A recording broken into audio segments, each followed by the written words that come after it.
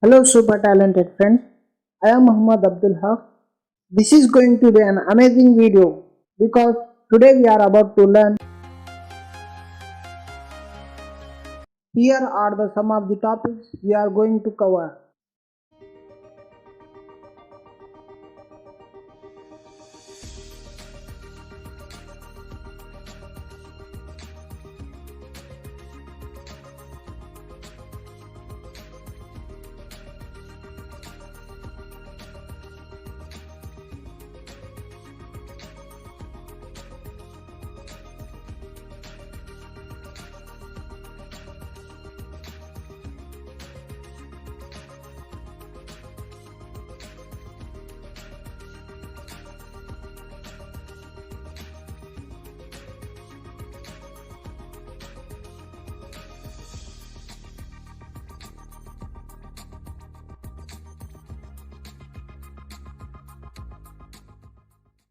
In order to understand the activity life cycle in a better way, consider an example of a human being.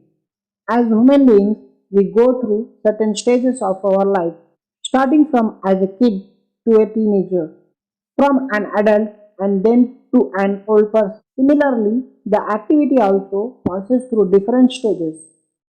And when our heart stops working, then our life ends. In the same way, the activity also stops working when it gets destroyed by on-destroy method. Now, let's understand activity life cycle with our sample application. As soon as we open an application, it automatically creates the onCreate method, onStart method, and then onResume method. And when we go from one activity to another, then our first activity onPass method gets called because now we are using the second activity. Simultaneously, second activity onCreate, onStart, onResume method also be called. And when we go to the first activity by pressing the back button, then the onPause method of the second activity be called. In concert, the first activity's onStart method will also be called. But the thing is to see here the first activity onCreate method will not be called because the onCreate method of any activity is called only once. When we come out completely from an application, whatever activity in onResume is now gets destroyed after calling onStop method followed by onDestroy method. Now let's understand each and every method. OnCreate method. When a user first opens an activity, then the first method that gets called is onCreate method. It acts the same as a constructor of a class. Like when an activity is instantiated, then onCreate gets called. OnStart method. This method is called when an activity becomes visible to the user and is called after onCreate method. The onStart call makes the activity visible to the user as the app prepares for the activity to enter the foreground. OnResume method. It is called just before the user starts interacting with the application. When we open the activity for the first time, the sequence of state change it goes through is onCreate, onStart, onResume. After this point, the activity is ready to be used by the user. OnPause method.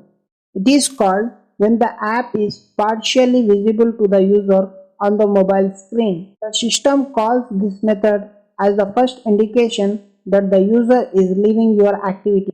With that being said, moving to onStop method. OnStop method is called when the activity is no longer visible to the user. The system may also call onStop when the activity has finished running and is about to be terminated. OnRestart method.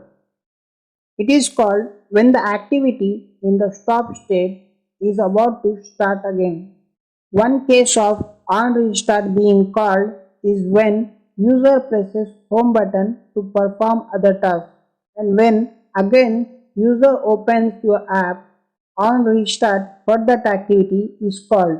On destroy method, it is called when the activity is cleared from the application stack.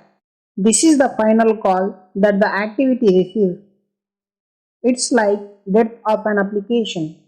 Once this is done, all the progress in the application is lost unless application data is saved locally or in a database online.